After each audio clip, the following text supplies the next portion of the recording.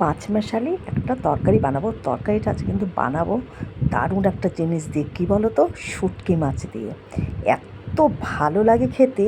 পাঁচমেশালির তরকারি সবজির মধ্যে দিয়ে যদি শুটকি দিয়ে দেওয়া যায়, দারুণ লাগে খেতে। তো যাই হোক, সমস্ত দেখো সবজি আমি কেটে নিয়েছি। গাঁঠি কচু থেকে শুরু করে বেগুন, ঝিঙে, পটল, বাঁধাকপির একটু ওই মোটা অংশগুলো দিয়েছি, দেখো পাতা যে থাকে না ওপরের দিকে, সেটা। তো কুমড়ো, গাজর সমস্ত কিছু দিয়েছি, বরবটি। যাই হোক, এদিকে গাঁঠিটাকে কিন্তু কেটে আমি নুন মাখিয়ে রেখে দিয়েছি কিছুক্ষণ। 10 মিনিট নুনটা মাখানো থাকলে পুরো যে লোদ ভাবটা ভালো করে কষলিয়ে 3-4 বার ধরে লোদটা পুরো উঠে যাবে। তো যাই হোক, আর একদম সাদা হয়ে যাবে গাঁঠিগুলো। যাই হোক, সবজিগুলোর মধ্যে একটু আমি নুন দিয়ে ভালো করে নাড়াচাড়া করে নিচ্ছি। এটা হোক, গাঁঠিটা এবার ভালো করে কষলে 4-5 বার ধুয়ে নেব, একদম সাদা হয়ে যাবে, আর একটু কিন্তু লোদ ভাবটা থাকবে না। আর শুটকিটা এখনও তোমাদের দেখাইনি, দাঁড়াও এদিকে একটু গুছিয়ে নিই, তারপরে করছি। তো যাই হোক, আর এদিকে কিন্তু দেখো মশলার জন্য জোগাড় করছি জিরে, গোটা জিরে, গোটা ধনে, আদা, রসুন, পেঁয়াজ, একটু কিন্তু ঝালটা বেশি করে দিতে হবে, কাঁচা লঙ্কা, শুকনো লঙ্কা সমস্ত কিছু দিয়ে একটা মিহি পেস্ট করব। আর আমি বড় বড় সাইজে কিন্তু 2টো টমেটো নিয়েছি, আর দেখো বড় সাইজে 2টো পেঁয়াজও কিন্তু কুচিয়ে নিয়েছি। তো যাই হোক, সবজিটা দেখো অনেকটাই কিন্তু মজে এসেছে।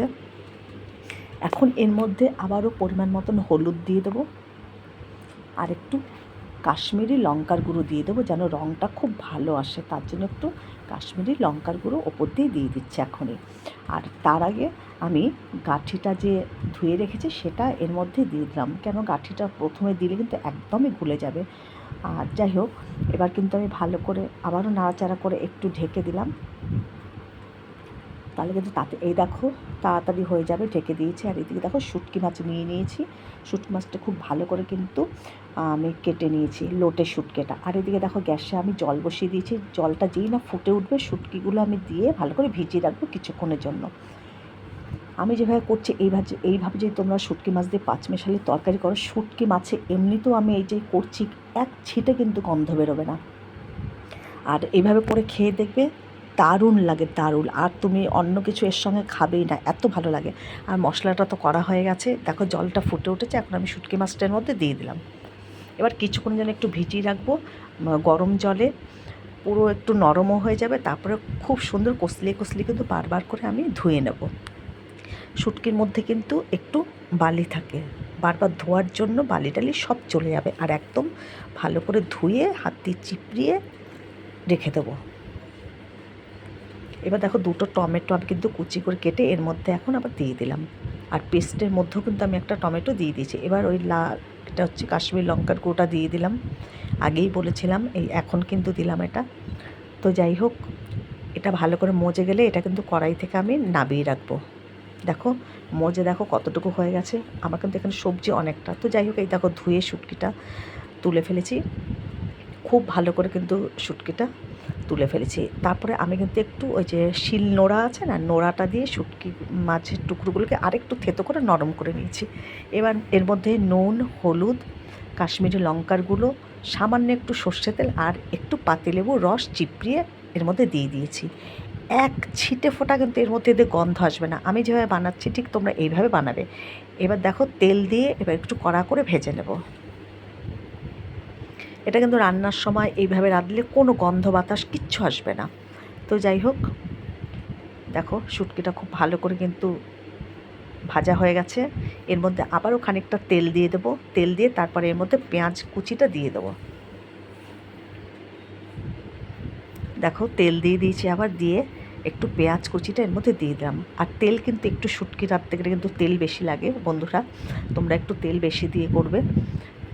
এবার দেখো লাল লাল করে আমি শুটকির সঙ্গে পেঁয়াজটাকে ভেজে নেব। দেখো আমার পেঁয়াজ কিন্তু প্রায় ভাজা হয়ে এসছে। পেঁয়াজ ভাজা হওয়ার পরে যে মশলাটা করে রেখেছি সেই মশলাটা আবার এর মধ্যে ঢেলে দেবো। এই যে মশলাটা দিয়ে দিলাম।